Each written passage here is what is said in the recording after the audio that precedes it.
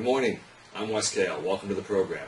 Today's show begins the discussion around organizational politics. Specifically, what are organizational politics? If you were to look up the definition of politics in a dictionary, you'd find that the meaning of it is somewhat ill-defined and fluid. Viewed generally, politics deals with decision-making and the relationships among people. While interesting, it's not particularly helpful to our purposes. Viewed from a more specific context, politics deals with the affairs and activities of civil government. While that's informative, it doesn't seem to be applicable to what we experience every day in our organizations. So maybe we should start off by drawing some limits around what we mean when we talk about organizational politics in this show and future shows. First of all, we do not mean the civil politics that you see on the evening news each night. While civil politics is punctuated by honorable, constructive, and even exemplary conduct at various points in time, by and large, my view is that Mr. Orwell had it right as shown on your screen, and as these gentlemen so aptly provided evidence of. Because people have got to know whether or not their president's a crook. Well, I'm not a crook. I did not have sexual relations with that woman. Read my lips. Makes you queasy just listening to it. But fortunately, we're not talking about these guys. Instead, we're going to talk about organizational politics. And while we'll drill down in just a moment what we mean by organizational politics, for the moment, let's just say that organizational politics deals with the politics that takes place in the workplace. Now, this political behavior takes on many forms, and you find it at all levels within inside our organizations. So our objectives for this show are quite limited. All we're going to try and do here is build a more explicit understanding of what is meant by organizational politics. What forms does it take on? How does it behave? What can you expect it to do? The coping with and constructive engagement of organizational politics is something we'll deal with in later video casting, with everything from misdirection to usurpation to witch hunts, all sorts of stuff. Okay, a lot of material that will be dealt with later on. But for now, all we want to do is make sure we understand what is this thing called organizational politics. So let's take a look at our agenda. We're going to start off with the definition of organizational politics, and then we're going to move on to why politics matters, why it is that you cannot afford to be ignorant of organizational politics, and why you can't afford to ignore organizational politics. We'll then move on to talk about the four basic forms that organizational politics manifests in the workplace when we look at expressions of organizational politics. And if going through that is not enough to make you ill, we'll finish painting the picture of organizational politics and how do organizational politics work. Here we'll explore things like how organizational politics affects you emotionally, as well as how tempting it is sometimes for even us to play organizational politics. And finally, we'll close by talking about how to respond effectively. And all we're speaking about here is the overall umbrella posture you should assume when dealing with organizational politics. The specific practices and techniques that you would use in dealing with different types of organizational politics will have to wait for later video casts when we get to those topics. But what we're hoping to do here is make sure you have a solid foundation to work off of in understanding this thing called organizational politics. So let's move on and look at our definition of organizational politics. We define organizational politics as follows: calculated action to legally obtain value without merit. Now, that's a pretty fancy collection of words there. The key piece to focus on is that the object of political action is to obtain value. You don't engage in political behavior unless there's something of value that you see. Now, the other terms, calculated action, legally, and without merit, these are qualifiers meant to separate political activity from other forms of activity that can be targeted at obtaining value. And we'll talk more about those in a couple of minutes. Now let's decompose this definition of politics a little bit by looking at some of the key elements associated with it.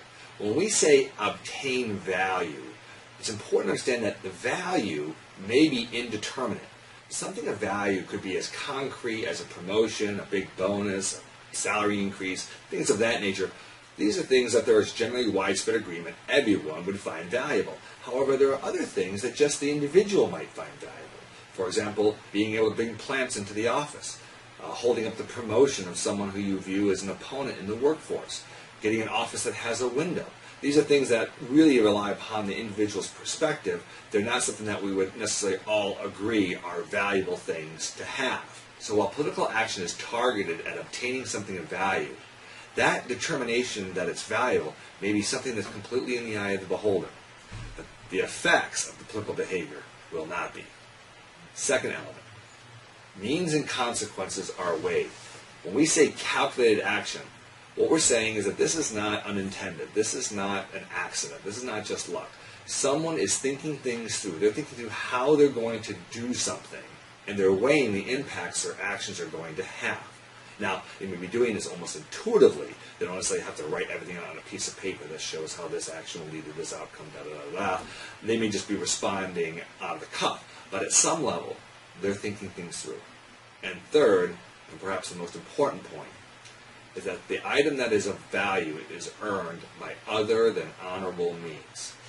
So someone is taking action to obtain something of value, and they're doing so using means that they really wouldn't want to have see the light of day, and they certainly wouldn't want to have to explain to their mother why they did it. Now, that doesn't mean that what they do, the outcomes they achieve, aren't valuable to other people.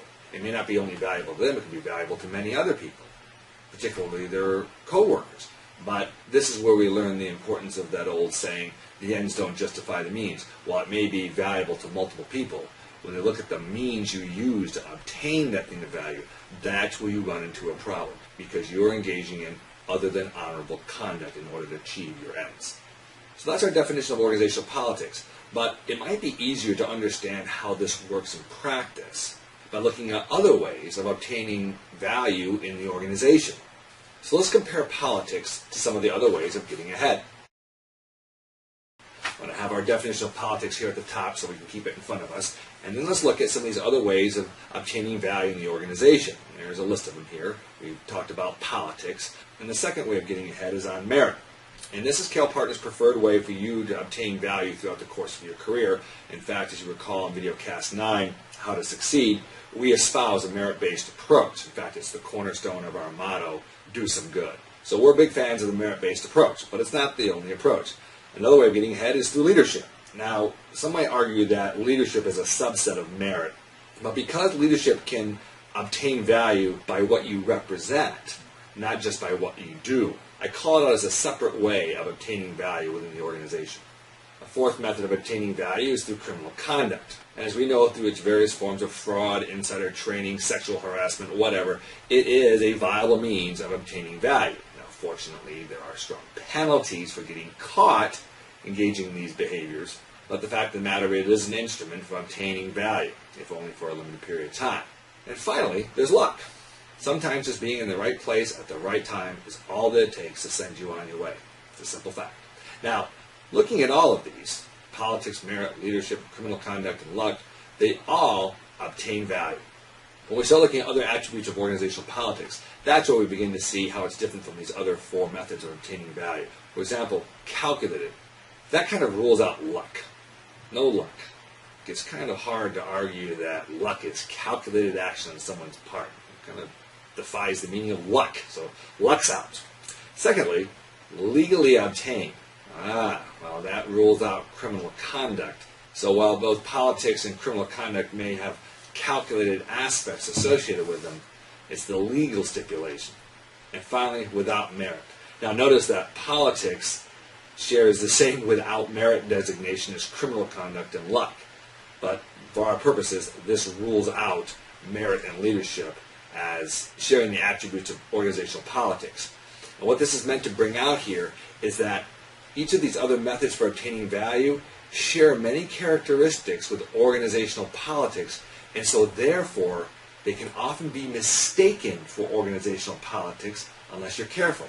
Unless you know what the laws are regarding a certain type of activity, criminal conduct may look identical to politics.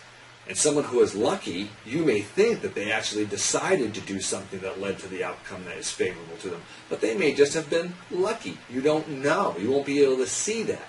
Similarly, it's hard to distinguish between activity that is with merit and activity that is without merit in many cases. That's why we're going to spend so much time in these following videocasts walking through political behavior in detail so you can sift out whether this is meritorious action or not, and then decide what you're going to do about it. So by using this table here, we've accounted for the different ways you can succeed in the organizational setting and be able to narrow the issue down to organizational politics, which is what we want to focus on.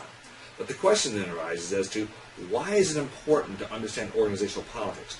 Why is it important to understand that there are different ways of succeeding in the organization, and that organizational politics is just one of them, and that there are other means you could use? And the reason why it's important to understand organizational politics is as follows.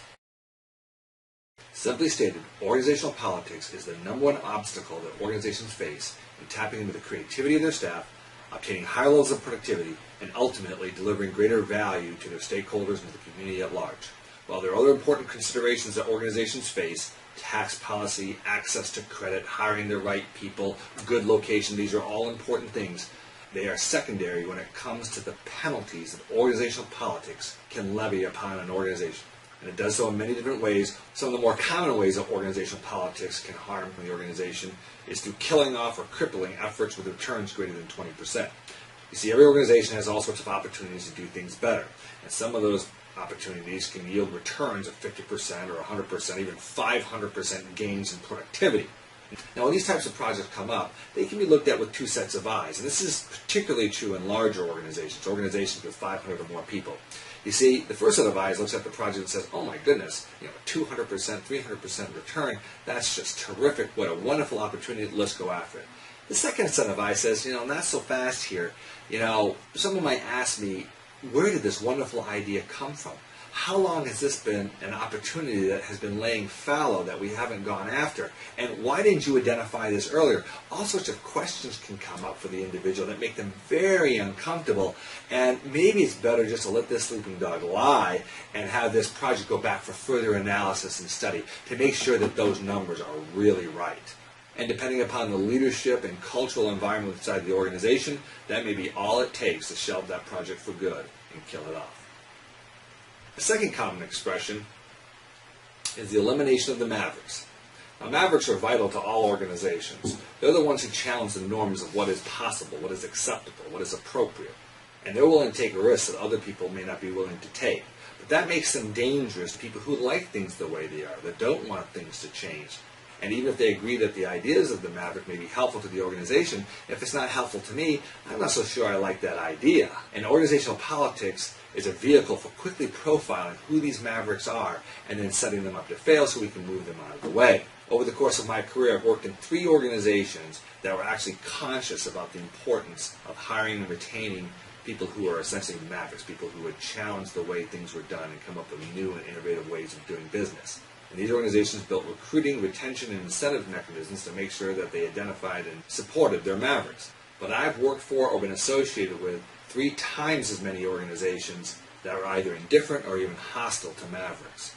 Now, they may have said that they only wanted to hire the very best and most talented and capable managers and staff, but they were just saying that. Their policies, practices, culture, and incentives did nothing material to bring about the recruitment and retention of mavericks.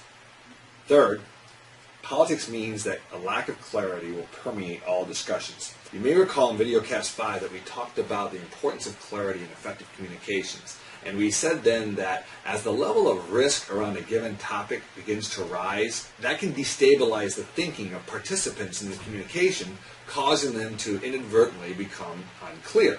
Well, what we're talking about here is that when organizational politics plays a role in your inter-organization communications, you have this lack of clarity regardless of the significance of the issue. As we will see in a moment, organizational politics is a deliberate distortion of reality that has the ability to both drain the faith, energy, and goodwill out of worthy organizations, can just cripple them, while at the same time, organizational politics can be used to prop up and sustain individuals and organizations that are no longer sufficiently valuable to sustain themselves. They're no longer achieving their goals and objectives, yet because of organizational politics, they continue to persist. By lowering a shadowy veil over the facts, by eliminating clarity, organizational politics, as a minimum, will impose a glass ceiling on the potential of an organization. But it also can, through pernicious, destructive acts, actually kill off otherwise healthy organizations.